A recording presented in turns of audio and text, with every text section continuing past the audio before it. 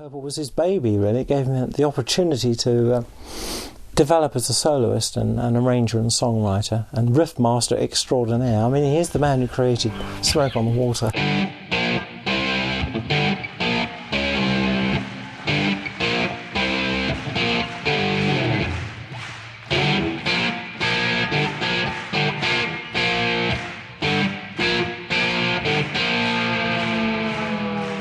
Smoke on the Water is without doubt the most popular Deep Purple song, and it was on Made in Japan that this most famous of all rock anthems finally came into its own.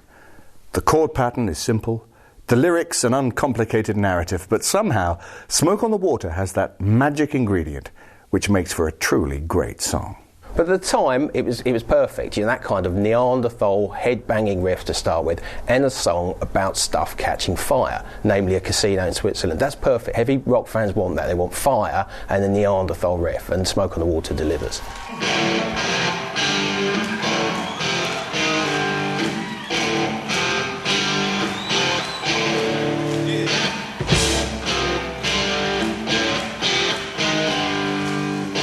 Ritchie Blackmore uses a pattern of fourths. So bam, bam, bam, bam, bam, bam is done with fourths. So he's got, you know, the first two sets of notes, he's got a G string and a D string played together, which is a fourth apart musically. And then it goes to a B flat and an F together, which is a fourth apart. It sort of sounds like two instruments playing together, and that's one of the reasons for it. That's why the riff to Smoke on the Water sounds quite so big, you know, and anthemic. You know, we all came out to Montreal, Geneva shoreline, to make records with a mobile. You know, we didn't have much time.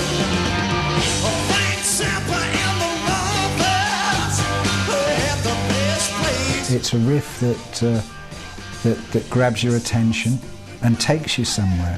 You know, a bit like Freeze All Right Now, Zeppelin's Whole Lot of Love, Sabbath's, you know, Paranoid. It's just a riff that actually manages to connect properly, hits all the right points, and bang. If you challenge a lot of people to sing the song of Smoke on the Water, they'd be hard pushed to do it. But everyone and their dog knows the riff.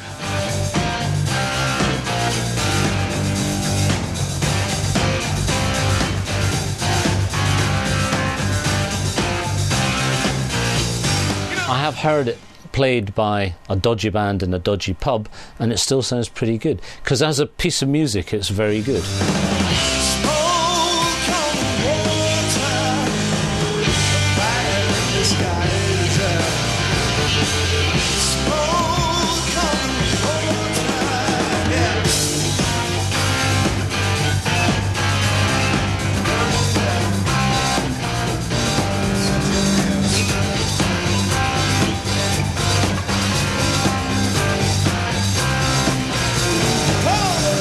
The trouble is, it's so overplayed, or has been overplayed over the years, that, you know, it's just like one of those you just become, sadly, a little bit bored with.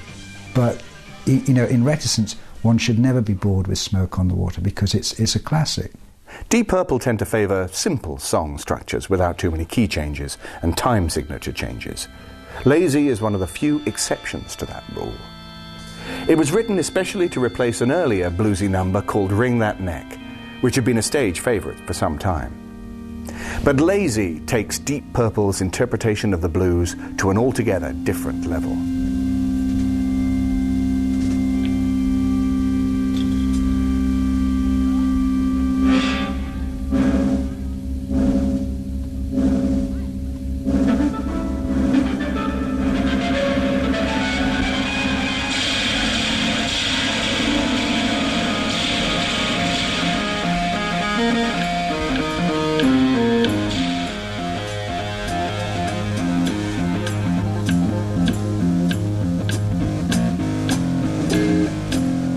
Lazy starts with a sort of angelic church-type organ thing, and then somehow, you know, changes chameleon-like into a blues.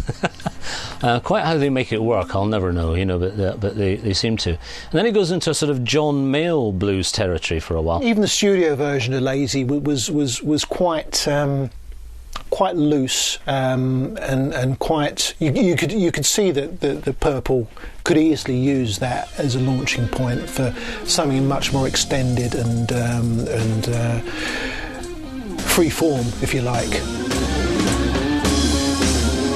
You're lazy, you're staying there.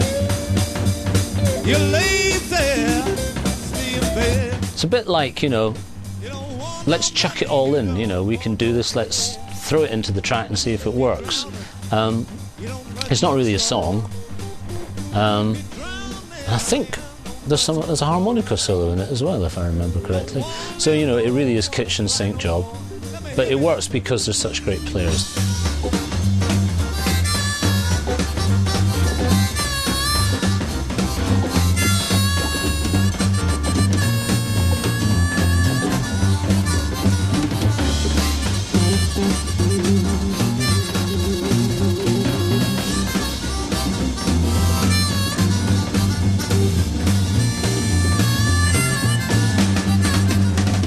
The song works because it incorporates all of the trademarks of Deep Purple, but it's just a little bit more clever musically.